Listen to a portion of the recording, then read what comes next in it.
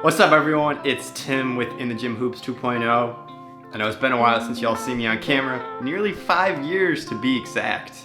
Through In the Gym Hoops, I've had various opportunities being able to cover a bunch of different high school basketball and even beyond, all across the country. And so with that, I just want to say big thanks to Felix Rogers, because you were a big help with helping use In the Gym Hoops as a vehicle to progress my professional career forward.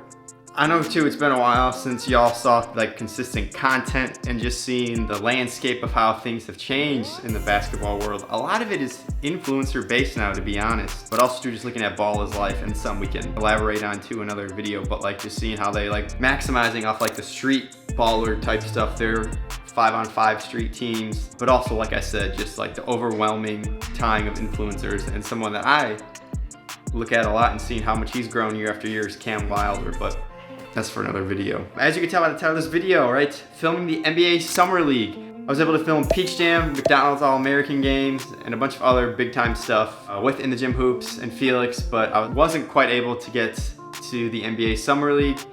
But this past July, through Mizzou men's basketball, that is how I got my foot in the door there and got to see that whole experience. And let me tell you about it. So my experience recording the NBA Summer League. Off the bat, you gotta think of the funding with all this involved. So first, you have to pay for the flight, you have to pay for some sort of transportation, whether that's an Uber or a rental car. Of course, you got lodging, and then most importantly, you got food. And I know when I was in college and even a recent college graduate, you know, I loved whatever free food I could find at these various media events. That was always the perk. Sometimes you get some really good stuff catered in. So yeah. I will say, with the NBA Summer League, there was no free media food for the general media, at least, but there was plenty of beverages, whether you wanted coffee, soda, or bottled water. So I had enough bottled water to last me the whole week there, so shout out to that. So the NBA Summer League itself out in Las Vegas came to be in 2004. Since then, the popularity has grown immensely, where as long as there's a hyped prospect in that draft class, you can guarantee at least one sellout at the Thomas and Mack Center.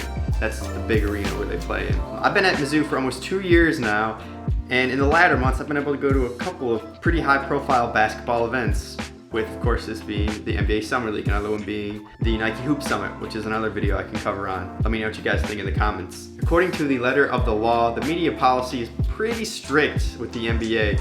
You really can't record too much content, as in taking photo and video. The warm-ups is really the big grace period you have, and when there is no action going on. So that's why you'll see video of players in warm-ups, and then also just photos of guys when the ball is not in play, you know, them coming in and out of timeouts, stuff like that, or warm-ups.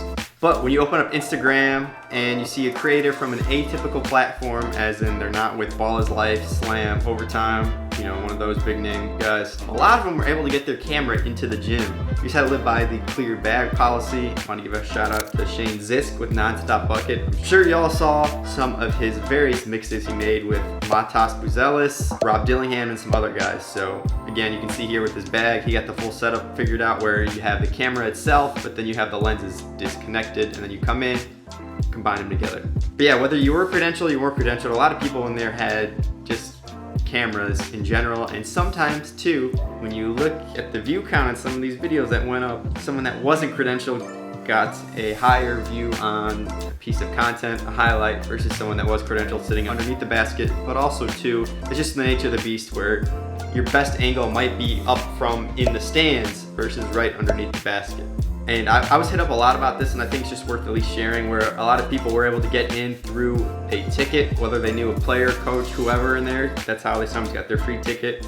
But also too, some people just took a chance, came out to Vegas, brought their camera gear with, or at least like the camera and the lens itself, and they paid for a general admission ticket, and that general admission ticket was good for the whole day, or at least there were different periods. I can't speak on that exactly, but I do know if you did have a ticket, you could get in the game, and then you could bring in your clear bag with you, and that's how all these people were in there with cameras. Now, in terms of sellouts, I was fortunate enough to see one when the Lakers and Celtics played in the big arena, the Thomas and Mack Center. That was, of course, with Bronny James. Now, you look back at the draft, there were no hype prospects quite like Victor Wembanyama, so to say, but you want to talk about in terms of garnering media attention, it was Bronny James, right? Everybody loved him. The connection with me there was Sean East II, As you can remember, covered him through In the Gym Hoops, New Albany, right? I was at Bradley when he was at Bradley for a year. But yeah, he was at Mizzou for the past 2 seasons. He went up against the Celtics, like I mentioned, and on the Celtics coaching staff is Phil Pressey, a Mizzou legend in himself. And it was just great being able to see all that connection to them and whatnot. And I was able to take this photo with Phil, Sean, and then Mo Diarra, who played at Mizzou for a season as well. So we just love that whole Mizzou connection. The fans erupted every time Bronny James touched the ball.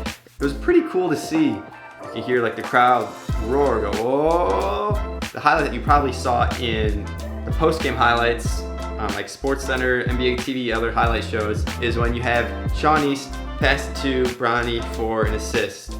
Penetrating to James, 2 on the shot clock. James, his first points of the night. Now another one is just me, being observational, but Reed Sheppard was a prospect I thought who quietly had a really good summer league, right? He put up 20 plus, I saw, and filled up the stat sheet with a handful of assists. He was able to just move the ball up and go up and down the court. So Reed Sheppard, someone to watch out for. But then back to just covering the basketball in general. Security was pretty lax as long as you had your credential. Again, if you have a ticket, it's not the same as you have a credential. And that's how it works with basically anywhere, right? Once you have that credential, you're good to get in. And go wherever for the most part, again, depending on the different security measures and whatnot of the event. But here at the Summer League, you get a credential, you're in. So my advice to aspiring videographers, photographers, make sure you can get a credential. That is definitely preferred. For those that are familiar with the Summer League as well, there are 2 arenas. It's the Pavilion, the smaller one, and the Thomas & Mack Center, the bigger one. I thought security was great in terms of getting people in and out. If you did have a pass, you had priority, you could just get in and out easily. Security even made sure, hey, like, listen, you gotta go. Like, you know what I mean? You're not gonna wait for people to get in and out, you just go through. Whereas if you just had a ticket, you had to wait for the crowds to dissipate in a sense. And so that would probably be one of the drawbacks is, unless you're gonna set up shop somewhere for a while, you're good with the ticket.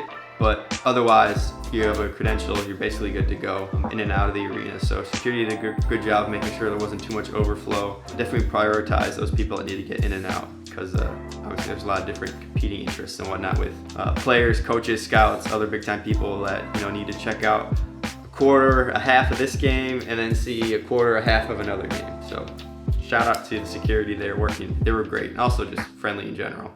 I stayed in Vegas from Sunday through Wednesday, and by the time Tuesday rolled around, the crowds really dissipated. Again, the Bronny James and Celtics matchup, Lakers and Celtics matchup, was the big one on that Monday night. Basically was a sellout. I didn't quite get a shot of the entire arena, but that was probably the most hyped one. It was pretty cool to see. And also too, as the weeks went on, just in general, the environment was a little more relaxed. Earlier on in the week, more strict and high level stuff was, but then too later on, stuff dissipated.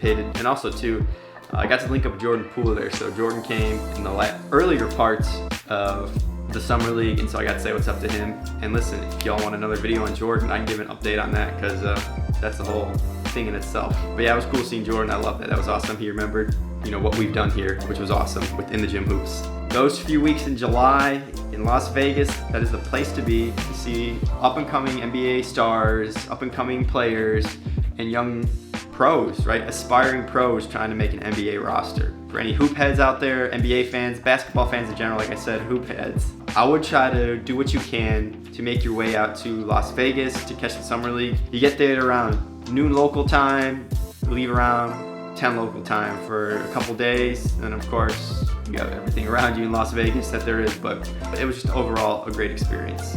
Back in front of the camera, like I said, you probably see more of this just moving forward because just seeing with the way, again, the content has shifted. Again, In the Gym Hoops, that's what Felix started, and his family and all that stuff, and there's more people to meet within In the Gym Hoops, and hopefully we can continue to talk more about In the Gym Hoops, and then I can give more advice on my experiences because I look up, I'm about 7 years removed from college already, which is crazy to think. And I started this my senior year of college, this channel, and I just appreciate the support through all the years, whether it's been following Jordan Poole, other top prospects, and whatever. You all helped push me, keep this going. It really piqued my interest where now I'm at a point where I can start to put out, a few more videos a year and keep this channel alive and well, and hopefully impart some of my wisdom onto you and give you all an insight if you want to be a videographer, photographer, any kind of content creator. And hopefully with this video with the NBA Summer League, you all have a better idea of what that entails. Thanks for watching. Don't forget to leave a like. Let us know what you think of the video in the comments. And as always, live in the gym and get results.